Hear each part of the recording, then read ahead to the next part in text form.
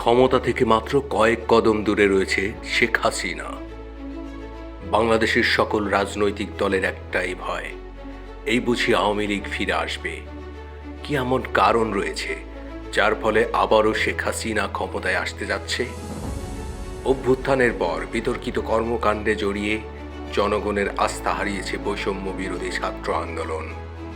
মুক্তিযুদ্ধ ও বঙ্গবন্ধুকে নিয়ে কটূক্তি, মুক্তিযোদ্ধাদের প্রতি অশ্রদ্ধা ও প্রশাসনে বিএনপি জামাতপন্থীদের নিয়োগ দিতে শত কোটি টাকার বাণিজ্য, শিক্ষকদের লাঞ্ছিত করে বিদায় সহ চাঁদাবাজি, লুটতারাজ ও বিতর্কিত কর্মকাণ্ড জনগণ ভালোভাবে গ্রহণ করেনি।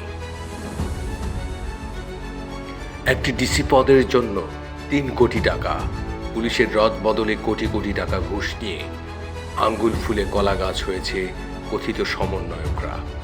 মাত্র ৫ কোটি টাকার প্রধান নির্বাচন কমিশন পদটি বিক্রি করে দিয়েছেন তারা, যা বাংলাদেশের ইতিহাসে নজিরবিহীন ঘটনা।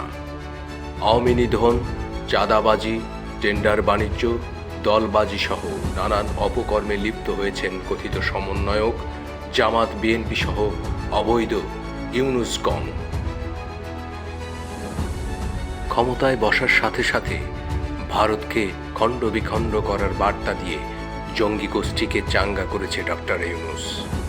কিন্তু ইলিশ পাঠানোকে কেন্দ্র করে দেশবাসীকে লজ্জায় ফেলে দিয়েছেন তিনি।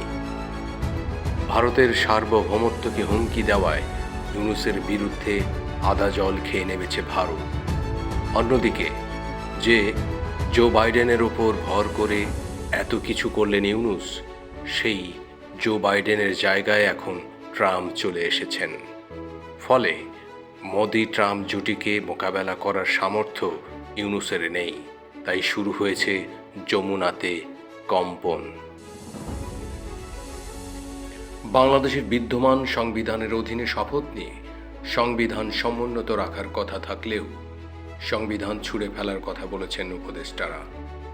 এছাড়াও রাষ্ট্রপতিকে মব চিলিং করে সরানোর অপচেষ্টাকেও ভালোভাবে নেয়নি জনগণ ও রাজনৈতিক বৃহৎ দলগুলো।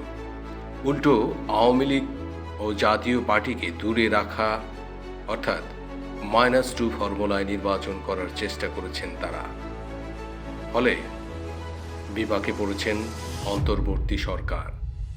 দেশে এখন নৈরাজ্য কায়েম হয়েছে, আইন শৃঙ্খলা পরিস্থিতি ভেঙে পড়েছে, প্রচণ্ড নিরাপত্তাহীনতায় ভুগছে দেশের নাগরিকরা। একই সাথে দ্রব্যমূল্যের ঊর্ধ্বগতি, মুদ্রাস্ফীতি, শেয়ার বাজারে লুটপাটের ঘটনায় দুর্দশা কয়েক গুণ বেড়েছে। শিল্প কারখানাগুলো বন্ধ হওয়ার পথে। শ্রমিকদের ন্যায্য দাবি কমাতে গুলি করে শ্রমিক হত্যার ঘটনা ঘটেছে।